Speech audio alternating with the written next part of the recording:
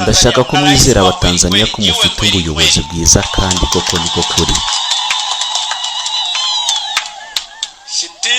Ntabwo nkangwa nta nubwo nkangika. Inshingano zanjye ku Batanzania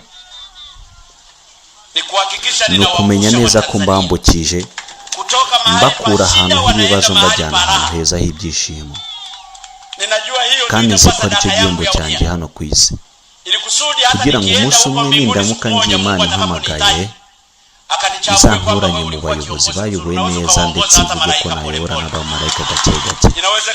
Birashoboka ko kubyumva bigoye, kandi birashoboka ko bizafata igihe, ariko nyuma yaho muzabyibuka. Ndanabyizera. Abatanzania kenshi bagira umuco wo kwibuka iyo umuntu yapfuye, bakakubwira ati ibikorwa bye ntago bizasibangana, kandi ndashaka mbabwire ko umunsi umwe muzanyibuka, kandi nizera ko muzanyibuka mu byiza gusa, si kubw'ibibi, kubera ko natanze ibitambo byinshi by'ubuzima bwanjye kubwo Abatanzania bababaye. Kubw'ibyo duhaguruke twese dufatanye, dukureho inzangano zishingiye ku mitwe ya politike, izishingiye ku mitwe y'idini, izishingiye ku miryango, ahubwo twese twubake Tanzania.